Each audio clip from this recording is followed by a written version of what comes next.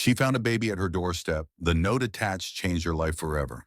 Rain fell hard against the small houses on the edge of the town, but the street outside Maya's door was strangely quiet. She had just returned from her late shift at the diner, her clothes still smelling faintly of cooking oil, when she heard a soft cry, a small trembling sound that did not belong to the night. Maya froze. Her hand tightened on the door handle. The cry came again, shaky, high-pitched, desperate. She slowly opened her door and looked down. A baby lay on her doorstep, wrapped in a thin blue blanket, face red from crying, tiny fists waving helplessly in the cold air. And pinned to the blanket, a note. Her breath caught inside her chest. "Oh, God," she whispered, kneeling down. Water dripped from her hair onto the blanket as she carefully lifted the infant into her arms. The baby shivered against her thin jacket, and she pressed the child closer to warm it. "What are you doing out here, little one?" she murmured. She carried the baby inside, still shaking.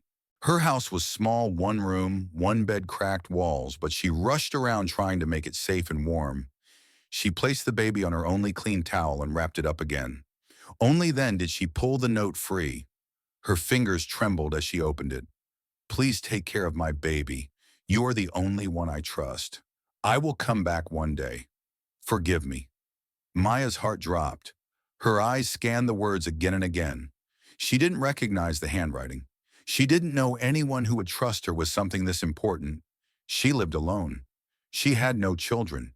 She barely earned enough to feed herself, yet someone had chosen her. Her voice shook. "Why me? Who are you?" Lightning flashed outside, filling the room with white light. Maya sat on the edge of her bed, the baby curled against her chest, the note trembling in her hand. "What would you do in this situation?" She looked down at the child, now calmer, staring up at her with wide dark eyes. Something in her softened. Something warm rose inside her chest, even through the fear. She rocked the baby gently. "It's okay. I'm here now." But just as she whispered those words, there was a loud knock on the door. 3 sharp, heavy knocks. Maya's heart jumped. She hugged the baby closer. Who could be visiting her this late? Did they know about the baby? She stood up slowly, her breath tight in her throat, and stared at the door as the knocking came again. The story of her life was about to change, but she had no idea how much. She reached for the door handle. The knocks grew louder. Maya held the baby tight against her chest and opened the door just a little. Rain blew in. On the small porch stood her neighbor, Auntie Rose, an older woman with a scarf tied around her head and a plastic bag over her shoulders to block the rain. "Maya, are you okay? I heard crying," Auntie Rose said, peering inside. Maya opened the door wider. I, I'm okay. I don't know." Auntie Rose's eyes dropped to the bundle in Maya's arms. Her mouth opened in surprise. "Is that a baby?" Maya nodded slowly. "Someone left him at my door." Auntie Rose stepped inside without waiting to be invited. "Let me see." She gently pulled back the blanket and looked at the tiny, tired face. Her voice softened. "Oh, poor little thing. He's freezing." Maya closed the door against the rain. There was a note. She held out the crumpled paper. Auntie Rose took it, squinted, and read it aloud. "Please take care of my baby. You're the only one I trust. I will come back one day. Forgive me." She looked up sharply. "You are the only one I trust who wrote this. Do you know?" Maya shook her head. "No, I don't recognize it. I don't even know why they chose me. I'm nobody." "Don't say that," Auntie Rose said. "You are kind. Everyone here knows. Maybe that's why." Maya swallowed. Her small house suddenly felt even smaller. One bed against the wall, a tiny table with 2 chairs, a gas stove, a few dishes drying on a rack. The paint on the walls peeled in thin curls. The roof leaked in one corner, where a bowl now collected drops of water. "How am I supposed to take care of a baby?" she whispered. "I can barely pay rent." You should call the police, Auntie Rose said, but her voice was not strong. She didn't sound sure herself. Maya looked down at the baby. His eyes were half closed now. He was calmer fingers holding the edge of her jacket. If I call the police, they will take him, Maya said. He will go to some place. I don't know. What if they don't treat him well? What if... Her voice broke. You can't raise him alone, Auntie Rose replied gently. You work all day. You send money to your mother. Your landlord is already angry about late rent. Think, child. Maya nodded. She knew Auntie Rose was right. Every month was a fight. She worked double shifts at the diner, washing dishes, cleaning tables, serving food with a tired smile. At night, she counted each coin, each small bill, and tried to stretch them. But when the baby's small hand closed around her thumb, she felt something move deep inside her chest. Tears burned her eyes. Let me keep him tonight, she said softly. Just tonight. Tomorrow I will think what to do. I promise. Auntie Rose watched her for a long moment, then sighed. All right, but I will help. I raised 3 children.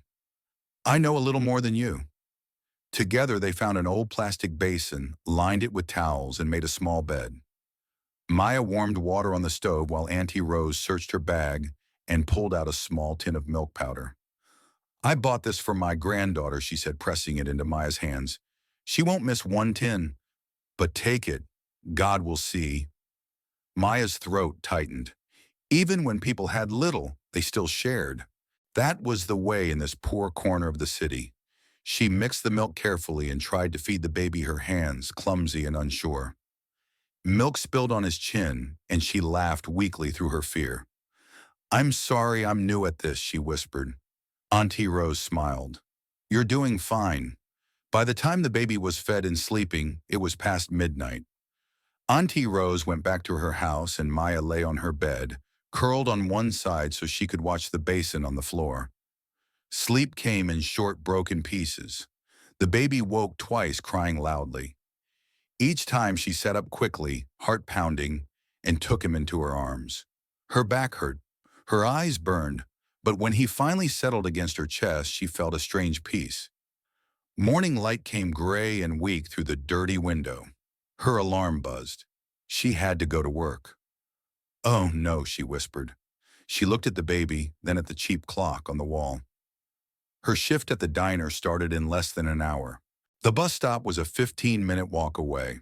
She hurried to wash her face in the small sink, brushed her hair quickly, and pulled on her worn waitress uniform. The baby started to fuss again. I know, she whispered, lifting him. I wish I could stay. A sharp knock came at the door again, this time fast and impatient. Her heart sank. The landlord. She opened the door to a thin man with a stiff mustache and a clipboard in his hand. Maya, he said without greeting. You are late with the rent again. I know, Mr. Kareem, she said quickly. I will pay in 3 days, I promise. I get extra hours this week. He frowned, then noticed the baby in her arms. His eyebrows rose. What is this, a baby, she said, feeling stupid the moment the word left her mouth. I can see it as a baby. Is it yours? We don't allow extra people without notice. Water, electricity. Someone left him at my door, she said. Just last night. I'm trying to figure out what to do. Mister. Kareem shook his head. This building is not a charity home, Maya. Pay your rent and don't bring trouble here. He turned and walked away down the corridor. She closed the door slowly, her chest tight. Trouble, she whispered, looking at the baby. Is that what you are? You don't look like trouble. She wrapped him in the blue blanket again and hurried across the hall to Auntie Rose's door. The older woman opened it, still tying her scarf. Can you watch him today? Maya asked. Just for 1 shift. Please. I don't know who else to ask. Auntie Rose sighed but smiled. Leave him here. Go, before your boss shouts again. Thank you. I'll bring food from the diner, Maya promised. The walk to work felt longer than usual. Her shoes splashed through puddles. She passed broken walls with faded posters, small shops just opening their doors, children in worn uniforms walking to school. She watched them with a small ache in her chest. She had left school early to work and help her mother. There was no money for dreams. Inside the diner, the smell of frying oil and coffee rushed at her. Her boss, Mr. Lee, glanced at the clock as she walked in. "You're late," he said. "Only 5 minutes," she said, tying on her apron. "5 minutes is still late.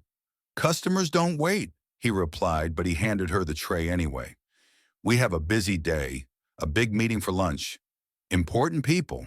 Maya moved between tables, smiling at customers, carrying heavy plates, wiping spills. Her feet ached. Her mind kept going back to the small baby face, the note, the blue blanket. She almost dropped a glass at one point when a baby cried at a nearby table. Her heart jumped before she realized it was not her baby. At the short break, she called Auntie Rose. "How is he?" "He eats, he cries, he sleeps." Auntie Rose answered, "Just like a normal baby. Don't worry, do your work." When lunchtime came, the diner grew loud. Lee pulled Maya aside. "Listen," he said, "tomorrow we have something special, a private event in the back room. A very rich man is coming, big businessman. He's opening some charity here in the city. He booked the diner for a meeting."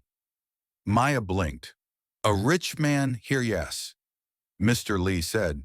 "His company builds big buildings, hotels, offices. His name is Adrian Cole. You've seen him on TV, I'm sure. Tall, fancy suit, always in the news. He's starting some foundation for children, I think. Anyway, you will work that event with me. No mistakes." "Understand," Maya nodded slowly. "Yes, sir. A foundation for children." The words stayed with her the rest of the day. Children, charity, rich man. When her shift finally ended, she packed leftovers that customers didn't want, some bread, a bit of stew, and slipped them into her bag. On the way home, she saw a man sitting by the road wrapped in a thin jacket, shivering. His hands were dirty, his eyes tired. She hesitated, then stopped. "Have you eaten today?" she asked. He looked up in surprise. "Not really." She handed him the small package. "It's not much, but it's warm." He took it with both hands, eyes shining. "Thank you. God bless you." She smiled weakly and walked on. Her stomach was empty, but her heart felt a little lighter. This was who she was. Poor, yes, but not empty. Back home, the baby slept in the basin cheeks, a little pinker than in the night. Auntie Rose sat nearby knitting. "He's fine," she said, "but he will need a doctor soon. Checkup, vaccinations, all that." Maya sat on the floor and stroked the baby's small hand. "A doctor costs money. Everything costs money," Auntie Rose said. "But some clinics are cheap. There are charities." Maya thought of Mr. Lee's words. "A rich man is coming to the diner tomorrow," she said slowly. "He's starting a foundation for children." Auntie Rose raised her eyebrows. "Children, you say?" "Yes," Maya whispered, looking at the sleeping baby. The note lay on the table beside him. Maybe this is not an accident. Maybe this is a door opening." She did not yet know it, but the man she would serve at the diner the next day, Adrian Cole, would be tied to this baby in a way that would change all of their lives. And their worlds were already moving toward each other. Adrian Cole stepped out of the black car and into the glass lobby of his company's headquarters, but even the warmth inside did nothing to soften the sharp cold that lived in his chest. People admired him everywhere he went. He was the CEO who built skyscrapers, the man who donated millions to schools, the businessman who turned failing companies into gold. His tailored suit, polished shoes, and calm expression made him look powerful and complete. But inside, Adrian felt hollow. He walked through the silent hallway lined with awards and photos of buildings he had designed. His assistant Clara hurried beside him, keeping pace with his long strides. "You have a board meeting at 10, she said. "After that, interviews with the press. And tomorrow your charity event at the small diner near East Street." "Yes," Adrian said. "The Children's Foundation. I remember. Clara slowed a bit, watching him.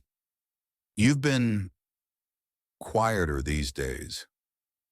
Is everything all right? Adrian adjusted his cufflink. Everything is fine. It wasn't. It hadn't been fine for 3 years. Not since the night his sister disappeared. She had run away from home after a long, painful fight with her parents. She was young, emotional, and angry. Adrian had tried to help her, but she had pushed him away, shouting that he didn't understand her and her life. That night, she left for good. They searched for weeks, then months, but found nothing. Police gave up. His parents died with grief still in their eyes. And Adrian carried the guilt. Every day. Every morning when he looked into the mirror and saw the tired eyes staring back at him. Now, the only trace of his sister was a rumor somebody said she had a child, a little boy, but nobody knew where she had gone or what happened to her. Sir Clara called gently. We need to go inside. The board is waiting. Adrian blinked and nodded. He pushed open the door, walked into the meeting, and slipped back into the role everyone expected him to play, the calm, controlled, successful CEO. Hours later, after interviews and endless documents to sign, he went home to a large modern penthouse overlooking the city. Big windows, expensive furniture, beautiful but cold. He poured a glass of water and sat down. The silence in the apartment wrapped around him like a heavy blanket. Sometimes he thought about adopting a child. Sometimes he thought about closing all his businesses and disappearing. Sometimes he wondered why, with all his wealth, he felt so terribly alone. He stood up and walked to a shelf near the window. On it sat a small photo, his sister at age 17, smiling with her hair tied up, her eyes full of dreams. He touched the frame lightly. Where are you? He whispered. The next morning he woke early, prepared for the charity meeting, and stepped into his car. On the way, Clara turned to him from the front seat. Sir, this foundation, are you sure about holding the first meeting at a small diner? The media may think it's unusual. That's the point, Adrian said. I don't want cameras or pressure. I want something simple, something real. Clara nodded, though she didn't fully understand. When the car turned toward East Street, Adrian looked out the window. The buildings grew older. Walls cracked. People sold fruits from small wooden stalls. Children in faded clothes chased each other along the sidewalk. Adrian watched them carefully, his heart tightening. Children deserve better than this. As the car stopped in front of the diner, he exhaled slowly. Let's get this done. Inside the diner, Mr. Lee hurried to greet him. Mr. Cole, welcome. We are honored to have you. Please, this way. Adrian gave a polite nod and followed him to the back room. What he didn't know, what he couldn't know yet, was that Maya was standing behind the counter, wiping her hands on her apron, nervous about meeting the rich man her boss had warned her about. She had tied her hair neatly and put on the cleanest uniform she owned. She felt exhausted from a night with little sleep, but she forced herself to smile. Her mind kept drifting back to the baby at home, wondering if he was crying, if he was hungry, if he was safe with Auntie Rose. As she carried a tray of glasses into the back room, she glanced at the table. That was when she first saw him, Adrian Cole, tall, calm, well-dressed, his expression firm but empty. He didn't look like someone who smiled often. She felt a strange twist in her stomach, not fear exactly, but something heavy. He looked tired, not physically but deep inside. She set the glasses down quietly and stepped back, careful not to draw attention. But Adrian's eyes, sharp even when soft, flicked toward her for a moment. Their eyes met, just for a heartbeat. But sometimes a single heartbeat can change a whole story. Adrian looked away, but something inside him shifted. He didn't know why, but he felt drawn to the quiet waitress. Maybe it was her sad eyes. Maybe the tired smile she tried to hide. Maybe he sensed a story behind her. Maybe one he needed to hear. The meeting began. Plans were discussed, budgets, locations, goals. But Adrian kept feeling a strange stirring inside him, a restlessness that had nothing to do with work. Something was coming, something big. When he finally stood to leave, he had no idea that he would see Maya again, far more closely than he ever expected. And he had no idea that the baby she was thinking about nonstop carried a piece of his past. Their paths were about to collide. Not gently, not quietly, but in a way that would shake both of their lives. The next morning began with chaos. Maya woke to the baby crying loud, desperate cries that filled her tiny room and wrapped around her tired body. She had only slept a few hours. Her head pounded, but she scooped him up, humming softly, even though her voice trembled from exhaustion. There, there. I'm here, she whispered. She warmed milk, fed him, slowly changed his blanket, and held him until he finally quieted. Her apron wasn't even on yet. She was already late. Auntie Rose knocked on the door. Maya, you need help. Maya opened it, looking pale. I don't know what I'm doing. Auntie, I'm scared. What if he gets sick? What if that's what babies do? Auntie Rose said gently, taking him from her arms. Go. I'll watch him again. But remember, this can't go on forever. You need a plan. Maya nodded, though her chest tightened with worry. A plan? She barely had a life stable enough for herself, much less a baby. She rushed to the diner, hair damp from the quick wash, apron only halfway tied. Mr. Lee was already pacing. You're late again. I'm sorry, sir. I had no excuses. Mr. Cole's meeting continues today. If you mess up in front of that man, we lose everything. Maya nodded quickly and grabbed a tray. Her hands shook slightly, but she hid them behind her apron. Inside the back room, the meeting was already in progress. Adrian sat at the head of the table, his face calm, his posture straight, his eyes tired. She noticed the tiredness again. When she approached the table with a pot of coffee, her hand trembled. The pot tilted too far, and hot coffee spilled on the table. Oh no, I'm so sorry, she cried out, grabbing napkins. Several people gasped. Mr. Lee's face turned red. Adrian raised a hand. It's fine. Accidents happen. Everyone fell silent. He spoke as if his voice alone could calm the room.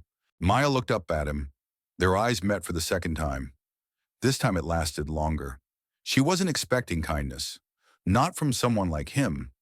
But she saw it, quiet, hidden behind walls, but real. Thank you, she whispered. He nodded once, then returned to his papers. But something in his expression had softened. After the coffee spill, Maya stepped outside for a moment to breathe. Her hands were still shaking. She wiped her eyes with the back of her wrist. That was when she heard the scream. A child's scream. Sharp. Panicked. She ran toward the sound, her heart jumping. Outside the diner near the street, a small boy, maybe 5 or 6, was standing too close to the road. A delivery truck was turning the corner fast. Too fast. The boy froze, staring at the huge vehicle rushing toward him. Maya didn't think. She dropped the tray she was carrying and sprinted forward. Hey, move, she shouted, but the boy didn't react. She threw herself at him, grabbing his arm and pulling him backward with all her strength. The truck's horn blared as it rushed past them, so close she felt the wind slap her face. People gasped. Someone screamed. Maya fell backward onto the pavement, holding the boy tightly against her chest. The truck didn't stop. The world spun for a moment. The little boy began to cry. Maya's arms trembled from shock, but she held him close, whispering, You're safe. It's okay. You're safe. A woman ran toward her. Oh my God, David. Are you hurt? She lifted the boy, crying with relief. Several people surrounded Maya, asking if she was okay, offering hands to help her stand. Her legs felt weak. Her palms were scraped. But she was alive. The child was alive. Inside the diner, Adrian had heard the scream too. He rushed outside just as Maya stood up shaking. He froze. He saw her holding the crying boy. She was breathless. Her hair was messy. Her hands were bleeding lightly. But the look on her face, full of fear, relief, and instinctive love, hit him harder than anything he had felt in years. He walked toward her slowly. Are you hurt? She looked up, startled to see him. I'm I'm fine, she said, just a little scared. He looked at her hands, her knees, the scraped skin on her elbow. You could have died, but he didn't, she said simply. Her voice was soft, steady, and for a moment Adrian felt something in his chest crack open. The mother of the child thanked Maya over and over, hugging her tightly. When the crowd dispersed, Adrian stepped closer. You saved a child today, he said quietly. She shrugged, embarrassed. Anyone would. No, Adrian replied. Not everyone. She looked away, cheeks warming. I just did what I could. He studied her for a moment. You work here every day? Yes, sir. And you live near here? She nodded. A few blocks away. There was something he wanted to ask. He didn't know what exactly. Maybe why she looked so tired. Maybe why something about her felt familiar. Maybe why he felt drawn to her kindness. But before he could speak, Mr. Lee rushed out. Maya, you're bleeding. And what about the lunch orders? You can't just run out. She saved a child, Adrian interrupted calmly. Mr. Lee froze. Yes, yes, of course, but Adrian turned to him.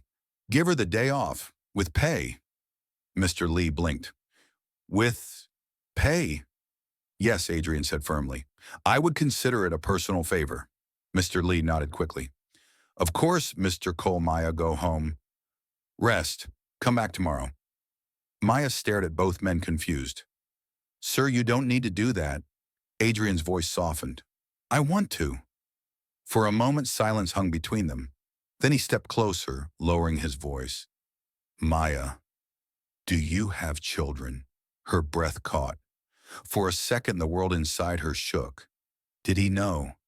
Did he somehow guess about the baby at home? She whispered but could not finish. He sensed her hesitation and stepped back gently. Forgive me, that was too personal. She shook her head quickly. It's okay. I should go. Thank you, sir.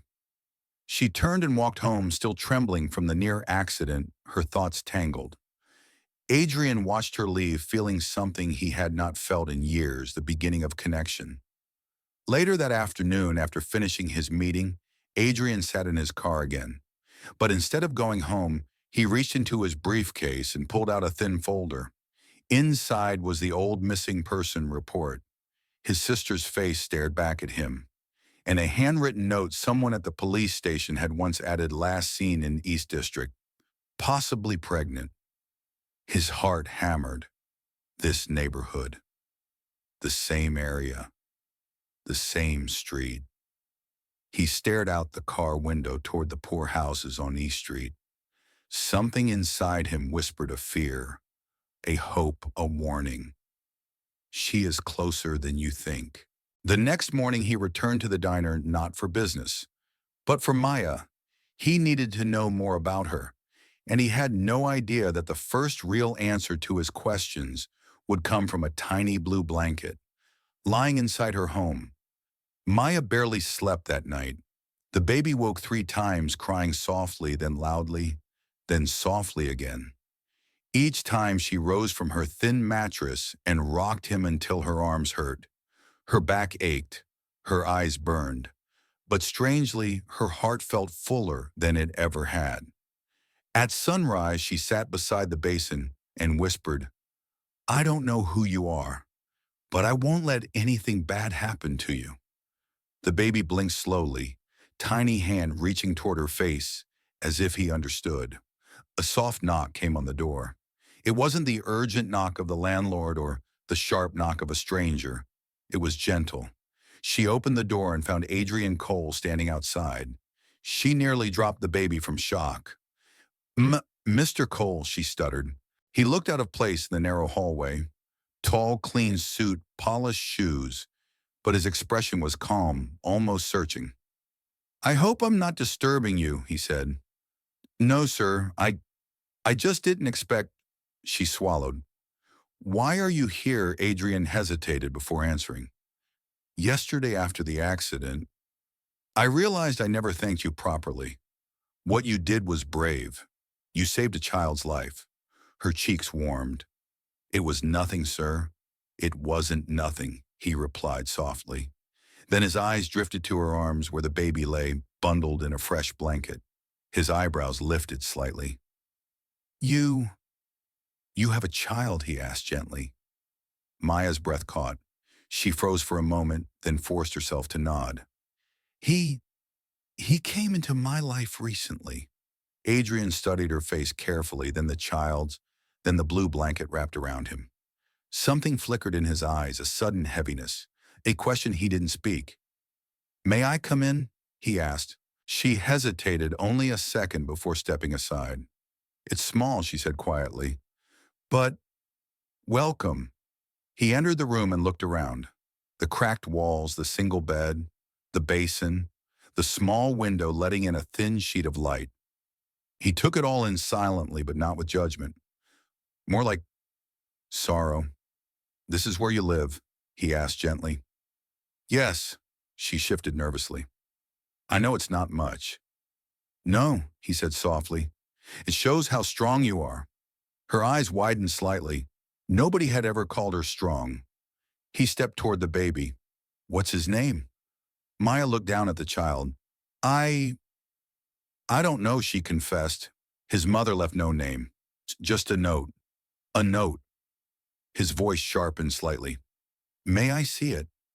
Maya hesitated, but something about his calm voice made her feel safe. She handed him the folded paper. He read slowly. Please take care of my baby. You are the only one I trust. I will come back one day. Forgive me. He read it twice. 3 times. His jaw tightened. His breath grew unsteady. Maya, he said slowly, this handwriting. It looks familiar. Her heart skipped. Familiar. How he didn't answer immediately. Instead, he walked toward the basin and stared at the baby's face. The child had soft, dark hair, wide, deep brown eyes, a small mouth that trembled as if searching for comfort. Something inside Adrian cracked open. Maya, he whispered, voice breaking just a little. I think this child might be related to me. Her breath caught. What he looked at her with eyes full of pain. My sister disappeared 3 years ago. She was pregnant. And the note, this handwriting, it looks just like hers. Maya felt the world tilt beneath her feet. Speechless, she looked at the baby again, tiny, innocent, sleeping peacefully, and then at the tall, powerful man standing in her broken little room with trembling fingers. Adrian took a slow breath. Please tell me how you found him. Everything. Maya told him the whole story, how she found the child on her doorstep, how the night was stormy, how no one was outside, how the note had been pinned to the blanket. As she spoke, Adrian listened with full attention, his eyes growing darker with every detail. When she finished, silence fell between them, a heavy, fragile silence. What will you do now? Maya asked softly. Adrian looked at the baby for a long moment. I will help you, he said. Her eyes widened. Help me. Why? Because you saved a child yesterday, he said. And maybe you saved a piece of my family too. She felt warmth rise in her chest, unexpected, gentle, frightening. I don't want to take anything from you, she whispered. I'm not here to take, he said. I'm here to offer. He stepped closer, his voice steady. Let me support you. Let me help with food, diapers, doctor visits, anything the baby needs. Maya's breath trembled. I can't accept money from you. It's not money, he said softly. It's help. She looked down unsure. People might talk. Let them, Adrian replied. His voice was deep but warm, the first warmth she had ever heard from him. I want to do what I should have done years ago, he continued. Take care of those who are left behind. Her heart softened, not because he was rich, but because he was honest. Later that day, he returned with a small bag of baby supplies, warm clothes, milk formula, a soft blanket, diapers. He didn't hand it over quickly. He placed it on the table with quiet respect. Maya touched the items with trembling hands. I've never had this much help before. Adrian smiled gently. You deserve it. The next week changed everything. Adrian began to visit often, not as a rich man, not as a CEO, but as someone rebuilding a part of himself. He helped fix her broken window. He bought medicine when the baby had a small fever. He brought food not expensive but warm and thoughtful. They talked more about life, about regret, about dreams they once had and lost. And little by little, their worlds so different began to overlap. Sometimes when he held the baby, Maya watched his face soften in a way she couldn't explain. Sometimes she found herself smiling without knowing why. Sometimes the silence between them felt warm instead of awkward. One evening as the sun set behind the rooftops and filled the small room with golden light, he looked at her with a gentle expression. "You have a good heart, Maya." She looked away shyly. "I just try my best." He smiled. "Sometimes that is the greatest gift." For a moment, neither of them spoke. The world outside was loud, the noise of motorcycles, children playing, people shouting. But inside the little room, everything felt quiet and safe. Then somewhere far away, a shadow began to form. Someone had noticed Adrian's visits. Someone wasn't happy. Jealousy was growing, slowly, quietly, dangerously. And Maya's peaceful days were about to grow much more complicated. The story would soon take a darker turn, but the bond between them had already begun to bloom. The jealousy arrived quietly at first. Soft whispers in the neighborhood, curious looks from the women at the market, muttered gossip behind Maya's back. A rich man keeps visiting her. She must be getting money from him. Maybe she trapped him with that baby. You never know what poor girls will do to survive. Maya heard the whispers everywhere she went. They stung badly, but she kept her head down and held the baby close. She told herself it didn't matter that people always talked. But the worst trouble did not come from neighbors. It came from inside Adrian's world. Clara, Adrian's assistant, was a sharp, ambitious woman. She had been with him for 5 years. She respected him, admired him, and though she never admitted it, she wanted to be close to him in a way that was more than professional. And she hated seeing him change. He smiled more now. He looked softer. He left the office early. He carried baby clothes in his car. Clara followed him one afternoon, unable to stop herself. She watched from across the street as Adrian stepped into Maya's small house with a bag of groceries and a gentle expression. Clara's stomach twisted with anger. "Who is this girl?" she whispered. "And why is he helping her?" She clenched her fists. Something had to be done. A few days later, Adrian entered the office feeling unusually light. He had just left Maya's home after helping repair a loose door hinge. The baby had smiled at him, a real smile, and the sight warmed him hours later. But the warmth didn't last. Clara was waiting in his office with a stack of papers. "Sir," she said sharply, "we need to talk." Adrian set his briefcase down. "What is it?" Clara hesitated just long enough to show she was nervous, but she pushed forward. "I've been hearing rumors. What about the young woman you've been visiting? The poor waitress. People say she's telling everyone you're the father of her baby." Silence fell. Cold, heavy silence. Adrian stared at her. "Clara, what are you talking about?" "She's using you, sir.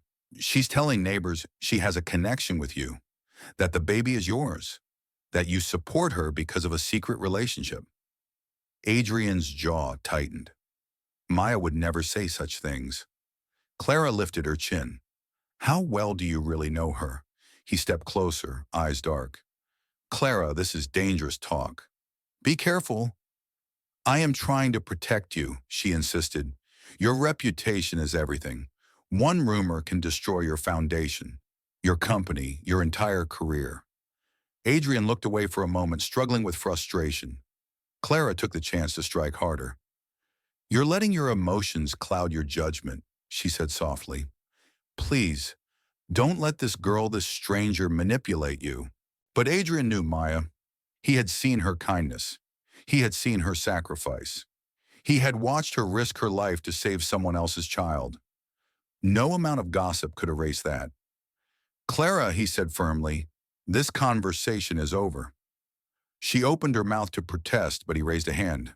Enough. She closed her lips, but the anger burning in her eyes said everything. That same afternoon, Maya was returning from buying vegetables when she saw a black car parked near her home. A woman stepped out. Tall, elegant, expensive suit, sharp eyes. Hello, the woman said coldly. You must be Maya. Maya froze. Yes. Can I help you? I'm Clara, the woman said. Mr. Cole's assistant. Maya's stomach tightened. Something felt wrong.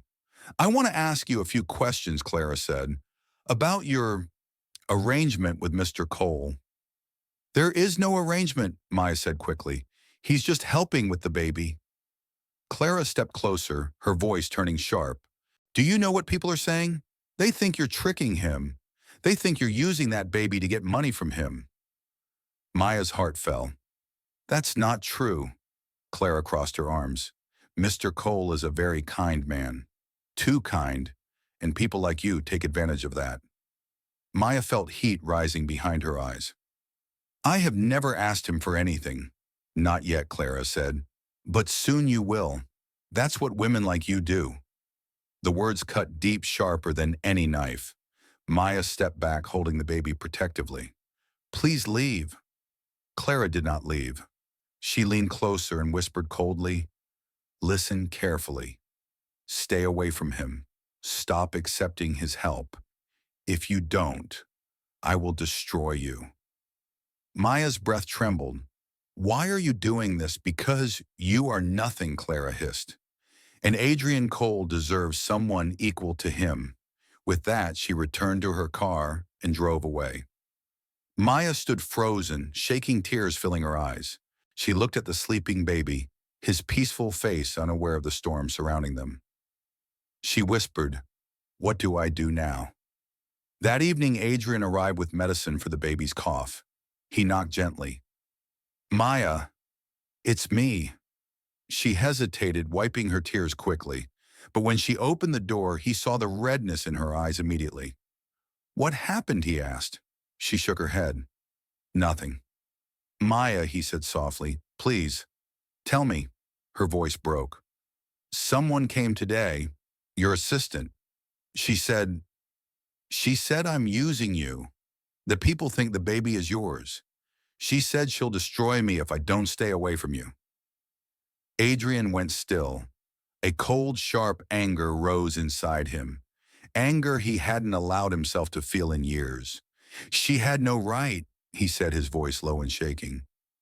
Maya's tears fell. Maybe she's right. Maybe I should stay away. Maybe I'm causing trouble for you. I never wanted that. Adrian stepped closer. Maya, look at me. She lifted her eyes slowly. You have never caused trouble for me, he said firmly. You have given me hope. You have shown me kindness. You have done nothing wrong. But the rumors, I don't care about rumors, he said. I care about the truth. Maya's chest tightened. I don't want to ruin your life. He shook his head.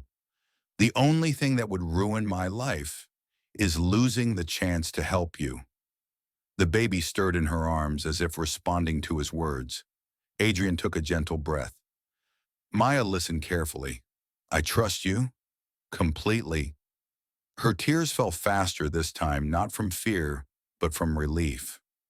He reached out and touched her shoulder lightly. You are not alone. Not anymore. And at that moment, Clara appeared at the corner of the street, watching with burning anger as Adrian defended the woman she despised. She stepped forward, ready to accuse Maya again, but Adrian turned toward her, eyes fierce. Enough, he said. Clara, go back to the office, and do not come near Maya again. Clara froze, shocked. He had never spoken to her like that. Adrian continued, voice strong and clear. You are my employee, not my judge. If you ever threaten her again, you will be dismissed. Clara's face drained of color. Maya stared at him, stunned by his protection. Clara finally left, humiliated and furious. But the truth was out. The lies were destroyed. The antagonist defeated. And Adrian had chosen his side. Maya's side. As the night breeze passed gently through the broken window, Maya whispered, "Why are you doing all this for me?" He looked at her with a soft, painfully honest expression. "Because kindness deserves protection," he said, "and because I don't want to lose you." Their story was entering a new chapter, one filled with healing truth and a deeper bond that neither of them could deny. But the greatest change was still ahead. For the next few days, the atmosphere around Maya's home changed completely. The neighbors who once whispered hurtful things now looked at her with cautious respect. Word spread fast that the rich man, the Adrian Cole, had stood publicly by her side. Clara's attempt to destroy her reputation had failed, and people now kept their voices low when Maya walked by. But Maya didn't feel proud. She felt tired. She felt humbled. And she felt something new, something she didn't dare name yet. Adrian visited every evening, but now he came without hesitation, without hiding, without guilt. He brought fruits, clothes for the baby, medicine when needed, and sometimes just himself, quiet, gentle present. One evening after a long day at work, Maya found him sitting on the floor near the basin, making the baby laugh by tapping his nose. The sound was soft and sweet. She stopped in the doorway and watched them for a moment. Adrian didn't see her right away. His face was relaxed, warm, almost glowing. Maya had never seen him like this. When he noticed her, he straightened quickly. "Oh, Maya, I didn't hear you come in." She smiled softly. "I didn't want to interrupt." "You're never interrupting," he said. She walked inside, setting her bag down. "You look happy." He gave a small smile. "I am. It's strange. I haven't heard a baby laugh in years. I didn't realize how much I missed the sound." Maya sat beside him on the floor, close enough to feel the warmth of his arm beside hers. "I think he likes you," she said gently. "I like him too," Adrian whispered, brushing the baby's tiny cheek. "I feel connected to him, even without proof." Maya nodded. "I feel it too." Silence wrapped around them, not heavy, not awkward, but peaceful. After a while, Adrian cleared his throat. "I want to take him for a checkup tomorrow. A real pediatrician. The best clinic." Maya blinked. "But that's expensive." "I know," he said. "But I'm not asking you to pay. I want to do it." She hesitated. "People will talk again." "Let them," he said gently. "Let them talk about kindness for once." She exhaled slowly. His voice always calmed her. The next day, Adrian arranged everything.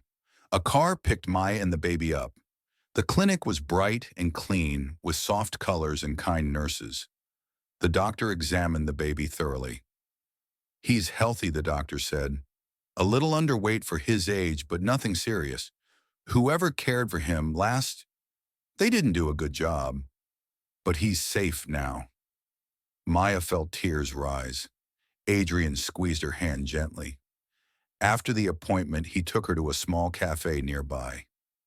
"You don't have to do this," she said softly as they sat down. "I know," he replied, "but I want to." They ordered tea, hers cheap, his more expensive, though he tried to hide the menu so she wouldn't notice. "Maya," he said quietly, "I've been thinking a lot these past days." "So have I," she admitted. "I used to live my life empty," he said. "Deadlines, meetings, pressure, money everywhere but no meaning. I miss my sister every day. I didn't know how to fill the silence she left." She looked at him with empathy. "Losing family hurts for a long time." He nodded. "It hurts still." Then he looked at her, really looked at her. "But since meeting you, since meeting the baby, something inside me feels alive again." Her breath caught. "I don't know what the future holds," he continued, "but I want to be part of your world, even if it's small, even if it's messy, even if people gossip." His honesty shook her deeply. She lowered her eyes. "I'm afraid, Adrian. I'm not like you. I'm poor. I barely survive each month. I don't have anything to offer." He reached out and gently lifted her chin. You offer kindness. You offer courage. You offer warmth. These things matter more than money. Tears rolled down her cheeks, silent, grateful tears. He wiped one away with his thumb. I want to support you, not because you need help, but because you deserve peace. She looked into his eyes and whispered, "Why me?" He smiled softly. "Because you saved a child without thinking. Because you lift others even when your life is heavy. Because you're strong in ways you don't see." Her heart beat fast, too fast. The baby fussed in her arms, breaking the moment. They both laughed quietly, the tension melting. Over the next week, their connection grew deeper. Adrian fixed her broken cabinet. He bought a proper baby crib, not expensive, but safe. He helped her cook dinner, though he burned the onions twice. He listened to her stories about her childhood. He told her about his sister, about the pain, the regret, the hope. One night after putting the baby to sleep, they stepped outside into the cool air. The moon was high. The street was quiet. Adrian turned to her. "Maya, can I ask you something?" She nodded. "Do you believe one act of kindness can really change a destiny?" She smiled softly. "I do now." He took a slow breath. "Maya, I care about you, more than I ever expected." Her heart trembled. "Adrian, I don't want to rush anything," he said, voice gentle. "I just want you to know, you matter to me." She swallowed hard. "You matter to me, too." His eyes warmed. "May I hold your hand?" She hesitated only for a second before offering it to him. His hand closed around hers, warm, steady, safe. They stood together under the moonlight, simple but powerful feeling. Something new begin. Something real. Something deep. Inside the house, the baby slept peacefully, unaware that two hearts outside were learning to heal together. But as with all stories of fate, healing is only part of the journey. The truth about the baby, the truth about Adrian's sister, the truth about why Maya was chosen, all of it was about to surface. And when it did, it would change everything forever. For now, though, their hearts rested together, hopeful, warm. And a new beginning slowly took shape in the quiet night. The truth arrived on a quiet morning, not with thunder or chaos, but with a single knock at the door, a soft, trembling knock that carried years of pain behind it. Maya opened the door, the baby in her arms. A woman stood outside, thin, pale, eyes hollow from long nights and heavy secrets. Her clothes were worn, her shoulders shaking, her breath unsteady. But her face looked like Adrian's. "Maya," the woman whispered. Maya froze. Yes, tears filled the woman's eyes. I, I'm the one who left the baby at your door." The world spun. Maya held the baby closer. "You? You're his mother." The woman nodded weakly and began to cry. "I had nowhere else to go. I made mistakes. I trusted the wrong people. I thought if someone kind found him, he would live." Maya's heart broke. "Come inside. Please." The woman stepped in with trembling legs. She stared at the baby as though looking at life she had given up. "I'm Emily," she whispered. "Emily Cole." Maya's breath caught. Cole. The name struck like lightning. Adrian's sister. Before Maya could speak, a second knock sounded outside, firmer this time. She opened the door again. Adrian stood there panting, as if he had run the entire way. When he saw the woman inside, his face went completely still. "Emily," he whispered. His sister's head snapped toward him. Their eyes locked, and years of pain, guilt, love, and longing poured out in a single breath. "Adrian." He rushed inside and took her into his arms. Emily sobbed against his chest, shaking uncontrollably. Adrian held her, as though afraid she would disappear again. "I searched everywhere," he whispered, voice cracking. "Why did you leave? Why didn't you call? I thought you were dead." "I was ashamed," she cried. "I made bad choices. I trusted someone who hurt me. Someone who didn't want the baby. I didn't want to bring shame on you. I didn't want to ruin your life." Adrian cupped her face gently. You could never ruin my life. You are my sister." Emily looked at the baby, tears dripping onto her hands. "I wasn't strong enough to raise him. I had no money, no home. I thought, if I left him with someone kind, maybe he would have a chance."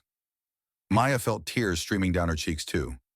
Adrian looked at her, really looked, and whispered, "Thank you. If not for you, my nephew might not be alive." Maya shook her head. "I just did what anyone would do." "No," Adrian said softly. "Not anyone. You." Emily reached for Maya's hands. "I prayed someone gentle would find him. Someone who would love him even if he came with no name and no past." She looked at her with deep gratitude. "You were the answer to that prayer." Maya couldn't speak. Her heart was too full. Emily turned back to Adrian. "I'm ready to be honest now. I want to rebuild my life. I want to be a mother again if he will let me." The baby gurgled softly, reaching his hands toward her. Emily broke down again, kissing his tiny fingers. Adrian looked at Maya with a question in his eyes, not a demand, not pressure, but respect. "Maya," he said gently, "you've been the one caring for him, feeding him, protecting him. Whatever happens next, you deserve a voice." Maya wiped her tears. "This is your family. If Emily is ready, he should know his mother." Emily covered her mouth, crying again. But Maya added softly, "I would like to stay in his life, even just as someone who cares." Adrian's eyes softened, warm, full of something deeper. "You will," he promised. "Your family now, too." Maya's breath caught. She felt the truth of his words in her bones. Later that afternoon, they all sat together, Maya, Adrian, Emily, and the baby, like the beginning of a new family. Emily told her story slowly, bravely. Adrian listened without judgment. Maya supported them both. And as the sun set, painting the small room with gold, Adrian reached for Maya's hand. "Everything changed the day you found him," he said quietly. "You gave my nephew life. You gave my sister hope. And you gave me something I didn't know I could feel again." Maya looked into his eyes. "What's that, love?" he whispered. Her heart trembled, soft and warm. She felt the truth of it, steady, real, like a gentle promise. Adrian squeezed her hand gently. She didn't pull away. The baby laughed suddenly, a bright, sweet sound. Emily smiled through tears. And for the first time in years, Adrian smiled fully, freely. A new beginning had come. Not perfect, not easy, but real and full of love. Sometimes life brings us pain so heavy that we lose ourselves. But kindness, pure, simple kindness, can open doors we never expected. Maya had nothing except a good heart, yet that was enough to save a life. Adrian had money and power, but lived empty until compassion reached him. Emily was lost in darkness, but found her way back through forgiveness. The world often forgets that one gentle act can change an entire destiny. When we choose to care, even when it's hard, we become part of someone's healing. And when we open our hearts, we discover that family is not only made by blood, but by love. Thank you for watching this emotional story. If it touched your heart, don't forget to like the video and share it with someone who needs hope today. Subscribe to our channel for more life-changing stories like this. And let us know in the comments, what would you have done if you found a baby at your doorstep?